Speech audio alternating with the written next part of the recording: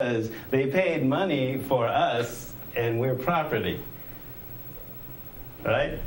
And literally, I mean, there's a new TV show called Copper, which basically talks about, about early Civil War New York City. All right? And so there were signs up in stores and things like that, no Irish need apply.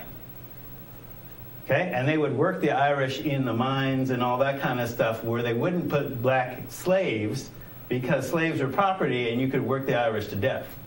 That was the attitude.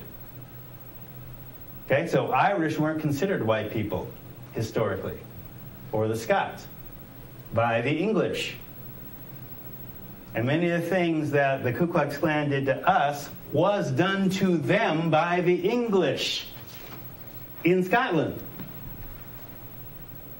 And many of our phrases. So, I mean, if you didn't hear that, basically the reason that I teach that is like, look, don't feel guilty about what was done to us, whether you did it or not, whether you owned slaves or not. Not the point. Humans did this to each other. Black Egyptians were enslaving black Israelites. Okay? It wasn't about race. Our concepts about race are really only 700 years old. Okay? And they're created, put in place for a particular reason, which we'll see. So, reading. If you do not read, you'll be limited. In the African American experience, the test is life and life is a test. So reading actually requires you to think, which is hard work. But it's an investment which pays off in greater individual freedom, potentially. Thank you. Come on. So, do the reading. Come on. Assigned before class starts. Take notes on what you read. Note where you have questions. Compare them to your lecture notes. This will help you with your papers. And additionally, where the material is disturbing, I would counsel you to be mindful. Mindfulness simply means you are paying attention to what's going on with you mentally and emotionally as it's happening. Okay? Trauma causes us to blank out. And you may not be aware that you have trauma around some of this material. Look, there are some things that are horrific that humans do to each other. All right? So, to keep them from happening again, you have to be aware of where they came from and be aware of them. Also in our science and African science as well as Native American science, because I'm both, there's a concept called multi-generational trauma. Okay? So PTSD happens to you when a bad thing happened to you personally and you experience it in flashbacks and intrusive memories, et cetera, et cetera. Multi-generational trauma happens when it happened to somebody in your genetic line. And it's coming up in a memory or a dream or something like that. Okay? So in Western psychology, they don't believe in that. But in Native and African psychology, yeah, we do.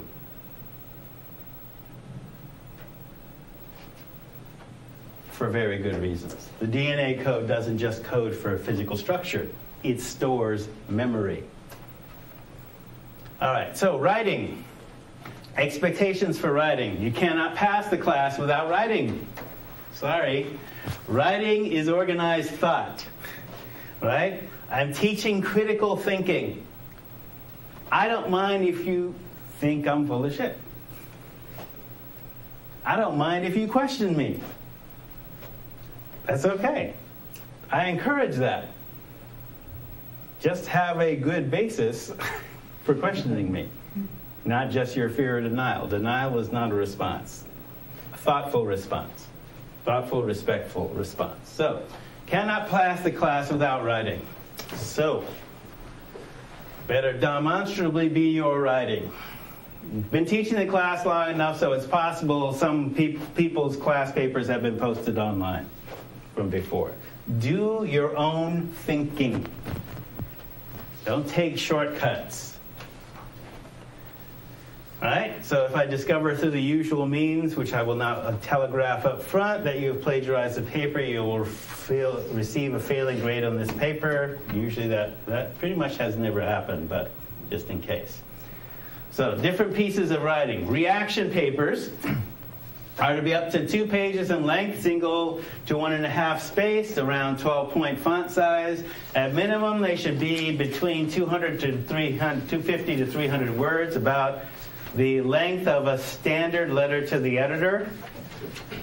Reason for that, okay?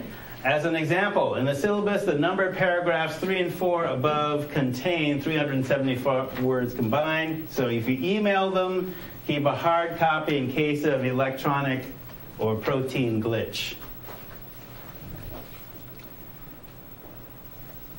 Okay, so there are 5 reaction papers due every other week in even weeks at close of business on Wednesday of each week. So 5 p.m. So no penalties for late work other than those for a half-stepping job done. I realize you have lives, et cetera, et cetera. Okay? I also don't take roll. You paid already. This isn't high school.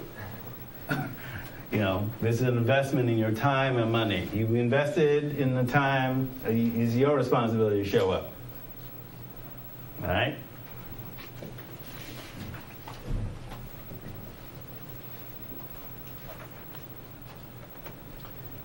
Frequently asked questions. So what do you want in the reaction papers? So many people come to the facts discussed in the class for the first time in their lives.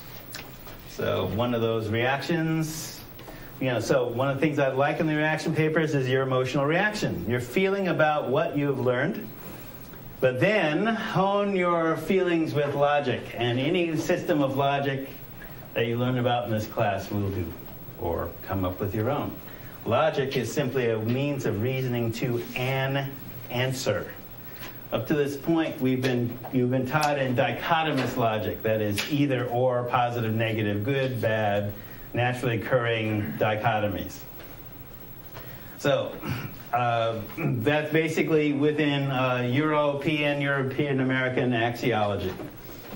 So attempt, therefore, at least a diunital or even a quadriunital logic system if that's more to your liking or more appropriate for your cultural framework, how you were raised. Diunital is basically an African framework where basically it's the union of opposites. Produces phrases like love your enemies, which obviously didn't originate in the English language because it doesn't make sense in English. Okay? All my relations is a quadriunital axiology in terms of logic. You have to unite 4 directions, 4 times of human life, different types of life in a single unified framework. East is not superior to West. They're different. North is not superior to South. They're different. So it's not enough to be amazed by the wealth of hidden history. So what do you do with that wealth? How does that wealth apply to you, and how can you use it? So, but it's an African idea that knowledge is wealth. Can't be taken away, but you can acquire more.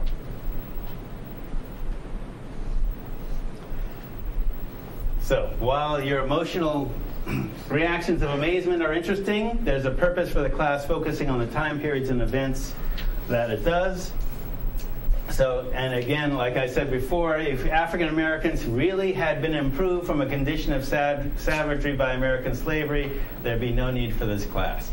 I just mention that because there is an American history class, maybe currently being taught, in which the teacher does in fact say that slavery improved black people. Now, being that I'm in the same department and I have academic freedom, and being that I'm descended from slaves, we got a different point of view. How does it improve us by moving us from speaking 5 languages and being literate in several to speaking one language and not being literate at all. I'm not sure how that's an improvement. But, hey. Just goes to show we don't have a liberal education. Anyway, so if that were true, that statement, there'd be no need for this class, since that view is a well-worn lie that you've been told as truth sometimes. Believing a larger truth might help shift your worldview. So, thoughts are words. Words are symbols for common things, objects, and experiences.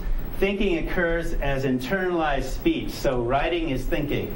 Developing your writing develops your thinking. Sculpting your thinking can streamline it. So hence, we want to do critical thinking. Not critical in terms of putting things down, but saying, okay, this is different from that. This has utility. This may have utility in more limited situations. Let's look at it. So, in an African context, then, a reaction paper could contain poetry, mythology, stories, or other things that make your point. All of it's allowed. So, the research paper may be on any topic covered or suggested within the time scope of the course, which, I used to do 10,000. I figured, hey, cradle of civilization, 12,000. Let's do 12. To 1877, which is the end of Reconstruction. Had to stop somewhere. It should be typed, double-spaced, no more than 10 pages in length. In this paper, you can engage in exploring a particular topic further than we go into class. And it's for your own edification, something that you're interested in. So, yet to be done and therefore strongly suggested, Maroon Societies, Pirates and Maroons. That actually has been done already, but I'd welcome a paper on that. Pre-Columbian advanced technology in the Americas, the Moors in Spain, the University of Timbuktu, the Songhai Empire, Queen Makeda and her times. This is all in the syllabus. The influence of Aramaic speaking Christianity on world affairs.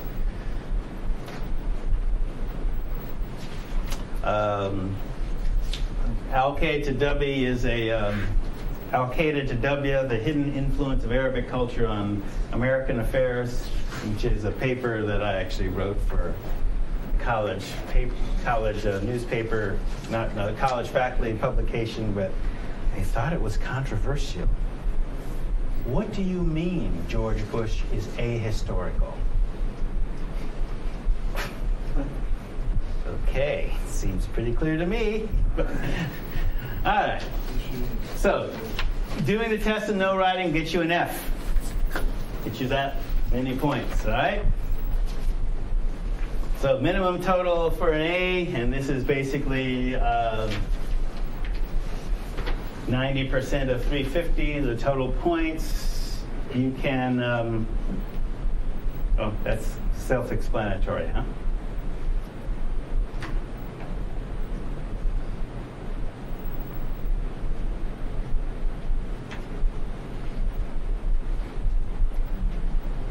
All right, so you have an extra credit assignment, which is not reflected in that, but it's will be scored basically like a reaction paper, and that is this from this book.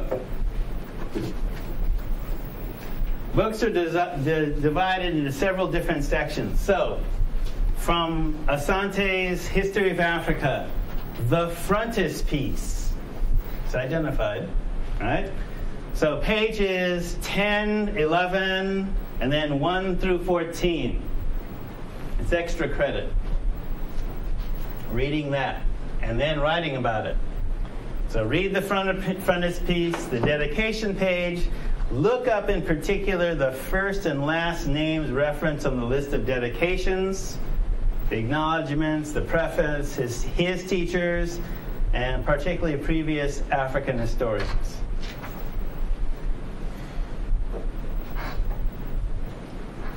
Also, define the differences between hominids and pongids, and list all life forms referred to in italics on page 351.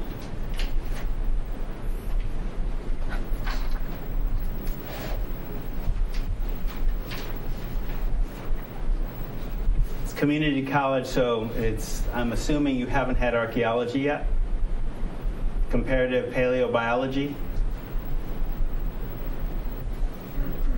Reason I'm bringing this up is, when I first read this book, wow, brother is going deep, and he's going, okay, you want to understand the history of Africans, maybe you need to understand where Africans came from. In that framework, he's talking about different life forms.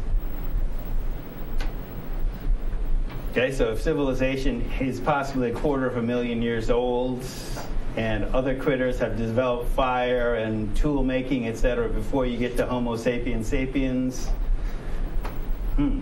what are the implications for that? How are we related to the Pongids? How are hominids, us, and our ancestors related to the Pongids? And is there, excuse me, Professor? Yes. Is there information, research documentation of where this man had got his research? Oh yeah. He does all. It's a textbook. So he basically gives all his references. Now, in a research paper, let me add this. Thank you for bringing that up. Wikipedia is not a source. Okay? So I'm preparing you for, assuming you're in college and you're going on, okay? In academia, we do not consider Wikipedia a source. Okay? We consider the physical books that hopefully Wikipedia sourced its material from to be the source. That's why we have libraries. And there are lots of books online, et cetera, et cetera. Right? Now, I just use Wikipedia because it's a quick reference to show that I'm not making this up. And we have the internet, but I didn't grow up with the internet. I grew up with paper encyclopedias that I had to read, and dictionaries and what you hold in your hand.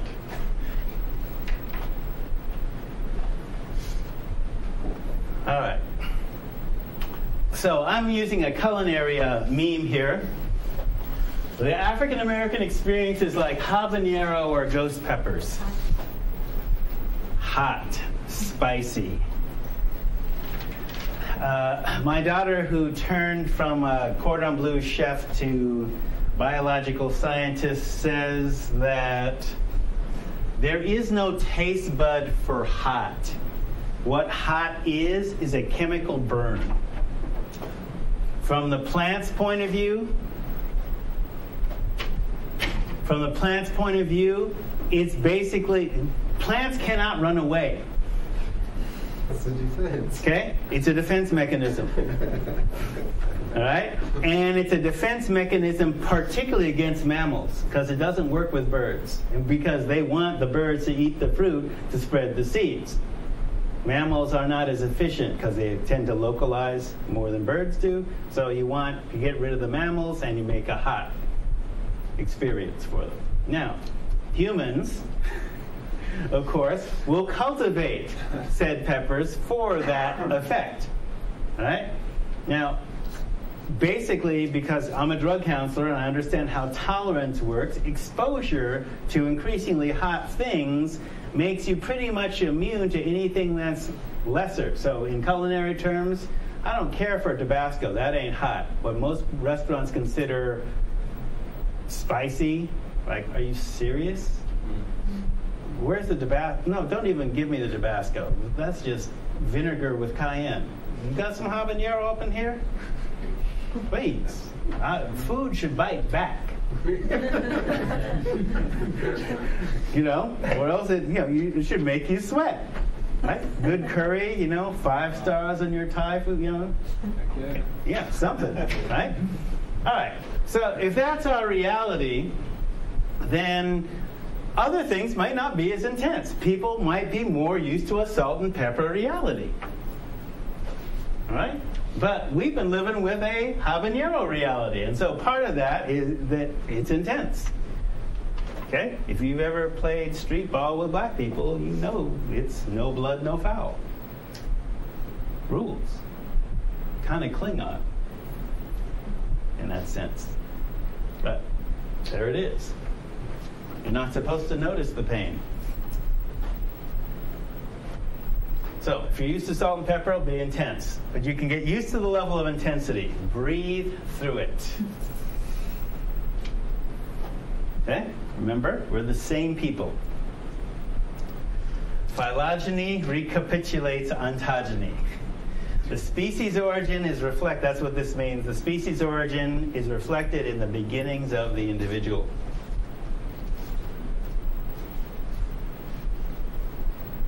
So, sorry for you using big words. It's not big words. This is college. You're actually supposed to know this stuff. And I'm not talking down to you or trying to show how smart I am. I'm just saying this is the level that you need to be able to operate to deconstruct your reality. Understand where the history of words came from and how that changed. So the many are one. One individual came from two separate cells, which became many.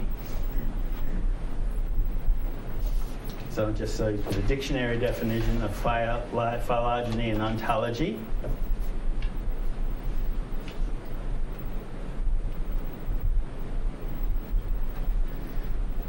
And ontology is the most general branch of metaphysics concerned with the nature of being, which is why Bernard Fagg started off with talking about African ontology.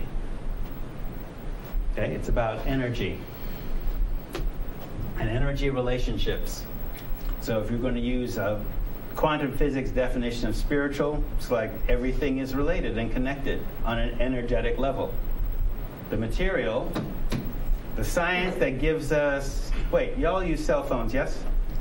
Or have cell phones? That is a quantum device. Okay? The basic technology for developing a wireless phone, the basic science is 150 years old. But we had to go through wired telephones to get to wireless devices.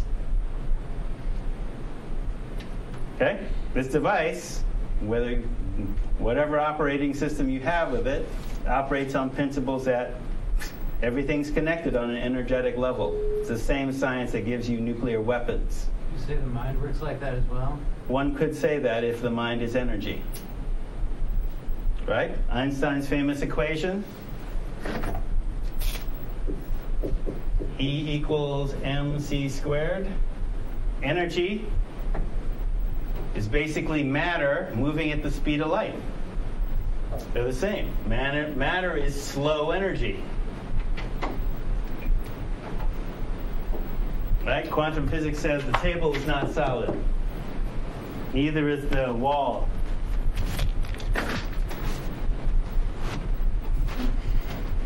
But there are a series of energy relationships. So, a particular theory of being. So, within an African framework, plants, vegetables, rocks, and the invisible world are all interrelated and all interacting.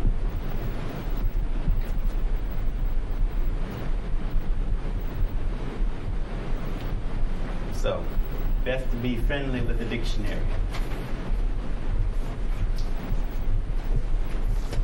So we don't have to recapitulate that. All right.